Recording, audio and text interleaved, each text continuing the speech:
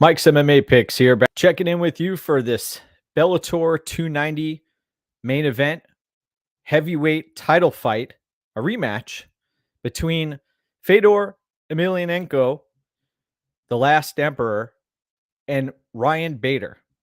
The last time these two fighters tangled, we saw Ryan Bader land a stiff jab that sent Fedor to the canvas, and Bader followed up and took Fedor out of there. Couple of things to mention here. Fedor has seen a third round, I believe, 3 times. Actually, he's seen a third round twice since 2005. That is that is an incredible statistic.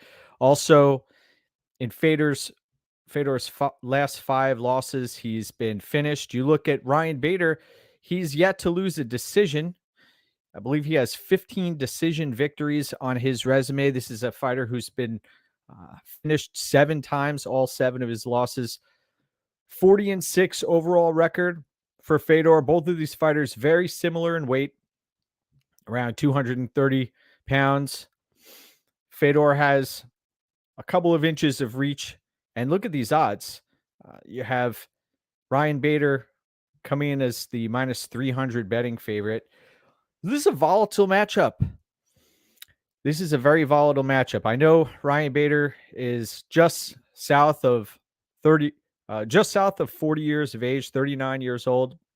And then you look at the other side of the fight, Fedor, 46 years old. This is a guy who, in his prime, would mop the floor with Ryan Bader, no doubt. I know Bader has the Arizona State Sun Devil wrestling background and has been a phenomenal wrestler throughout his career. But he has a susceptibility to getting caught on the chin. We saw against Glover Teixeira and others in his matchups. If you hit him square on the chin, he's in trouble. The last TKO loss we saw him take was against Corey Anderson down at 205 pounds. Corey Anderson's not known for being a power puncher. Only takes 1 strike to put Bader on Queer Street. And Fedor, same goes for him. You know, this is a fighter who can be on wobbly legs early and often. But I will say this, when you watch Fedor fight, I've seen him fight many, many, many times. Got to attend the Strikeforce Heavyweight Grand Prix many years ago, and he took a loss to Bigfoot Silva, was way undersized in that matchup, and took a loss. Doctor stoppage. His head was all swollen up. Competing for a long time. But one thing Fedor does still have is his power. If you get caught in an exchange on the feet early, he's got that fight-ending power. It may only last for a minute or two, but that first exchange is going to be pivotal, a pivotal part of this process. Ryan Bader, if he doesn't land that jab in the first fight, how does that play out? Yeah, Bader could take this fight to the mat and grind Fedor out. Fedor does not have a great get-up game at this stage in his career. 46 years of age. My goodness gracious. So the way I see this fight playing out is whoever is able to find their target first, whoever hits that target first, is going to have a huge upper hand in this matchup and should get the victory. I don't see this fight going the distance. I know that Ryan Bader's last matchup that he walked away with a victory was versus Czech Congo, who was only a few days shy of his 47th birthday. And Ryan Bader went 5 rounds with Czech Congo, was unable to finish him. That fight went to a decision. I do not see this one hitting the scorecard. You look up and down the odds at the sports books, and fight doesn't go the distance. I know there's only a couple of books that have props out, but fight doesn't go the distance, minus 900. my goodness. I don't see Fedor lasting more than a round and a half, if that.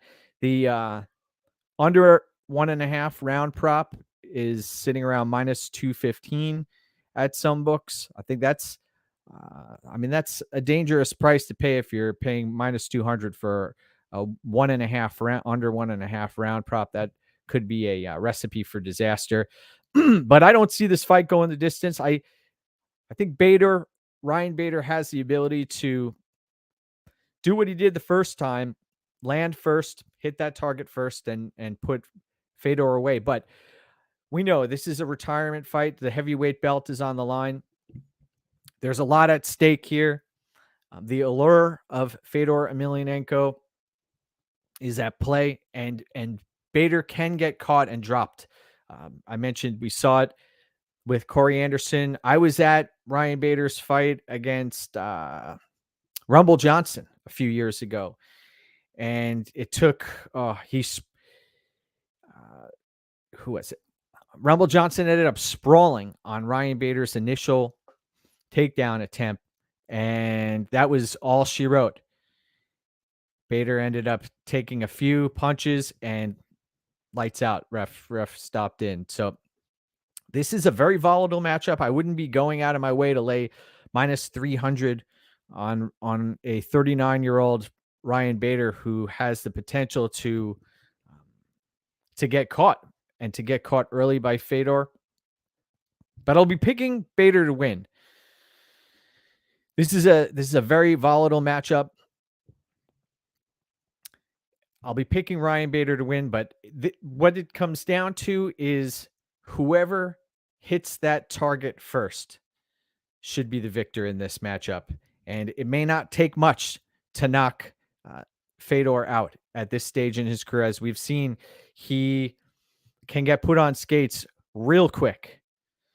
So it's a shame that it's come to this. I tweeted out a few days ago that Fedor's prime was between 2003 and 2006. And here we are in 2023, and the last emperor is still competing. And he's competing for the heavyweight title in Bellator. So it's not like he's fighting on the regional circuit or fighting cans. He's fighting a legitimate fighter in Ryan Bader. So the pick's going to be Ryan Bader inside the distance. And there isn't too much difference in odds right now. I believe minus 215 or so. Bader is inside the distance. Man, I'm looking at, when props open, I'm looking at an under 2.5. I think if that's playable, that would be a better play than the under 1.5, and you have more security there. I don't see Fedor being able to survive more than 10 minutes at this stage in his career at 46 years of age. And considering all the damage that he's taken, the meat grinder that he's put his body through.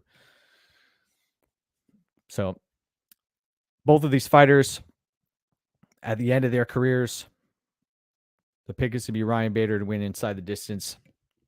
Want to wish everybody a fantastic Bellator 290 experience. And remember, we also have UFC Vegas 68 coming up. So cheers to you and have a great rest of your evening.